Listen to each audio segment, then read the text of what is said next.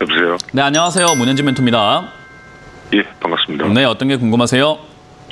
예, 아모레퍼시픽이고요. 네, 아모레퍼시픽이고요. 매수가가 어떻게 예. 되시죠? 비중이랑요? 예, 15만 5천 원에 50%입니다. 네. 비중이 좀 많네요. 예, 그렇군요. 일단 비중을 많이 싣게 되면요. 할 수 있는 게 많이 없어지는 걸 반드시 명심을 해야 돼요. 비중은요. 어떻게 실어 가야 되냐면은 내려갈수록 무겁게, 따라해보세요. 내려갈수록 무겁게, 내려갈수록 무겁게, 올라갈수록 가볍게. 올라갈수록 가볍게. 네, 그걸 명심하시면 돼요. 근데 시청자님은 지금 한 방에 사신 건가요? 50%를? 분할 매수했어요. 분할 매수하셨어요? 내려갈 때? 예, 언제 첫 매수를 하고 언제 추가 매수를 하신 거죠?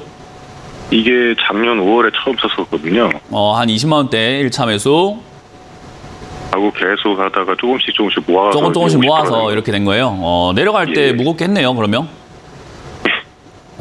조금 뭐 괜찮습니다. 뭐 그래도 비중이 좀 많은 건 조금 찝찝하긴 해요. 예, 왜냐하면 좀 많아. 제 방송을 보신 분들은 알겠지만 저는 아모레퍼시픽이라는 기업 괜찮다 생각을 합니다. 근데 많은 사람들이 착각을 하고 있는 게 아모레퍼시픽이라고 하는 종목을 상담 들어오면 저는 좋다라고 이야기를 해요. 들고 가도 좋다. 이거는 괜찮다. 내려가면 더 사라라고 이야기를 해요. 근데 항상 말씀드리는 게 저는 아무것도 사지 마라라는 이야기를 하거든요. 그러니까 사람들이 그 상반된 내용을 이해를 못하는 거예요. 아무것도 사지 마라라는 게 저는 먼저예요. 시장은요, 지금 아무것도 안 해야 되는 게 1차예요, 1차.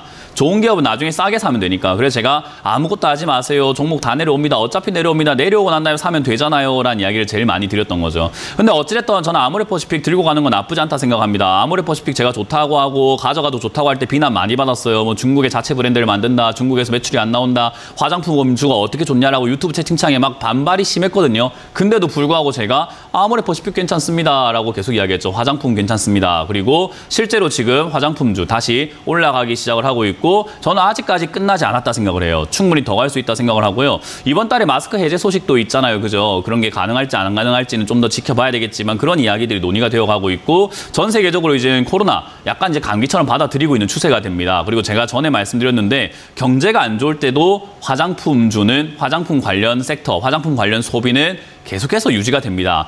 경제가 안 좋으면 TV를 안 바꾸고 뭐 냉장고를 안 바꾸고 차를 안 바꿀 수 있어요. 너무 비싸니까 한 개당 가격이에요. 근데 립스틱이라든가 화장품 내가 이것도 못해? 라는 생각을 하게 되거든요. 그래서 결국 소비가 꾸준히 유지가 됩니다. 미용에 대한 그 욕구는요. 사람은 다 있거든요.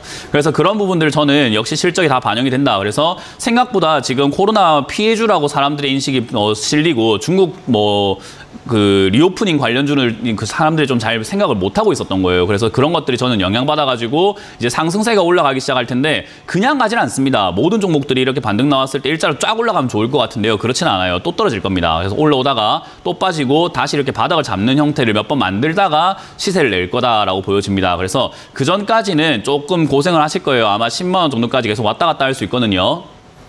그래서 저는 그렇게 할 때 가장 좋은 거는요. 15만 5천 원쯤 오면 더 가지 않을까 생각이 들어서 못 파는데 그러지 마시고 15만 5천 원쯤 오면 비중을 좀 줄이세요. 뭐 20%든 30%든 좀 매도하셔가지고 줄이시고 다시 10만 원대 가깝게 또 사는 거예요. 그럼 매수가가 낮아지고 비중은 50% 그대로 오겠죠. 그죠? 그럼 매수가가 낮아지고 비중은 50% 그대로인데 또 올라오면 본전에서 뭐 하면 돼요? 또 비중을 줄이세요. 그러고 또 떨어진 다음에 또 10만 원 가까이 또 사면 매수가가 또 낮아지고 비중은 50% 그대로 오겠죠. 그러면 다음 상담할 때는 비중이 50%인데 매수가는 12만 원이 되는 거예요. 이해가 되세요? 예, 알겠습니다. 그렇게 바꿔 나갈 수 있습니다. 가만히 있으면 15만 원 매수하신 분이 되지만은 지금부터 어떻게 하냐에 따라서 매수가는 얼마든지 바꿀 수 있어요. 그래서 저는 지금 올라올 때 15만 원 근처 올라왔을 때 본전쯤이면은 비중을 줄였다가 또 내려옵니다. 그러면 10만 원대 가깝게 다시 또 비중을 늘리셔가지고 매수가를 한번 낮춰보자라는 전략을 드리고 비중은 50% 그대로 가져가도 좋을 것 같아요. 더 늘리지 마세요. 예, 알겠습니다. 네, 그렇게 해서 홀딩해서 상승세가 나오게 되면은 어디까지 갈지는 잘 모르겠으나 일단 20만 원 이상은 저는 충분히 간다고 보니까 홀딩을 해서 수익을 극대화하는 전략이 좀 좋을 것 같아요. 예. 네, 고맙습니다. 다음 상담 이어가겠습니다. 여보세요? 예, 수고하십니다. 네, 안녕하세요. 문현진 멘토입니다. 예. 어떤 게 궁금하세요? 한국 셀 석유요. 석유에. 예. 26만 원에 50%요. 26만 원에 50%요? 예. 이거 사신 이유 있으실까요? 배당금도 있고 이래서 샀었거든요. 근데 이제 배당락 생기면서 뚝 떨어졌네요. 그죠? 그렇죠, 그렇죠. 이런 기업이 왜 이런 일이 발생이 되냐면요. 뭐 배당 예. 나쁘지 않죠, 그죠? 이런 기업 뭐 배당 받고 예. 뭐 좋습니다. 뭐 실적도 좋고 배당 수익률도 지금 뭐 기업 재무제표에 나온 그 수익률만 하더라도 8%예요. 그렇기 때문에 배당을 많이 준다라는 그런 인식이 있다 보니까 사람들의 매수세가 조금 쏠려 들어올 수는 있겠죠. 근데 이런 기업의 가장 큰 문제는 뭐냐면요. 이 종목의 주식 수가 130만 주밖에 안 돼요. 130만 주밖에 안 되는 데다가 거기서도 지금 절반 정도, 53% 정도가 묶여 있어요. 대주주 지분으로 70만 주가요. 그 말은 이 종목은요, 거래량 자체도 굉장히 적고 거래 활성화가 잘 안 되어 있다라는 거예요. 오늘만 하더라도 지금 거래가 426주가 거래가 되고 있거든요. 거기에 거래 대금은 9,800만 원이에요. 그럼 이 종목을 거래하는 사람들이 전국적으로 많다는 겁니까? 거의 없다는 겁니까?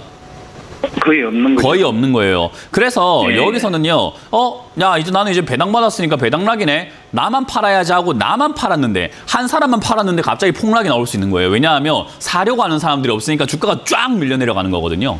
그런 특징을 갖고 있어요. 제가 품절주는 초보자들이 할 만한 기업이 아닙니다라고 말씀을 드리는 거예요. 그래서 얘도 지금 이렇게 호가를 보게 되면은 뭐 밑에 잔량이 많이 깔려 있는 것 같지만은 사실 이게 큰 금액들은 아니에요. 지금 이제 바로 밑에 22만 9,500원에 깔려있는 호가가 120만 원 정도 이렇게 깔려있는 거거든요. 뭐 조금 더 계산을 정확하게 한다면은 한 150, 60만 원 정도 될 것 같은데 하여튼 여기 누가 150만 원 올라가면 환호가 올릴 수 있고 150만 원 팔면 환호가 띡 떨어지는 거예요. 이런 기업을 지금 투자하고 계시는 거라는 거예요. 150이 1,500이죠. 잘못 계산했네요. 어쨌든 그런 식으로 적은 금액으로도 주가가 왔다 갔다 할 수 있는 기업이기 때문에 이런 식으로 폭락 나오곤 합니다. 그래서 이렇게 폭락 나오고 떨어졌을 때 내가 기업을 잘못 샀나, 이거 기업이 악재가 있나, 저 망했나 이렇게 생각하지만 그게 아니라 원래 그런 기업을 사신 거예요.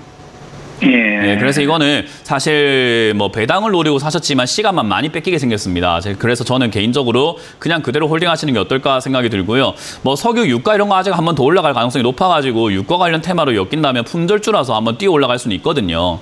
그래서 이제 그쪽으로 엮인 적은 많이 없긴 해도 그래도 튀어 오르는 그 힘은 있었어요. 그래서 이번에도 만약에 그런 쪽으로 엮여서 한번 튀어 올라가 준다면은 유가 전 다시 올라간다고 봐요. WTI 유가가 다시 한번 더 올라갈 수 있다고 보기 때문에 저는 거기에 맞춰가지고 아마 26만 원 정도까지 회복이 되고 한번 튀어 오르지 않을까. 대신에 품절주라서 거래가 들어온다는 보장이 없어요. 들어왔을 때는 튀어 올 수 있는데요. 그래서 좀 시간 많이 뺏길 겁니다. 어쩔 수가 없습니다.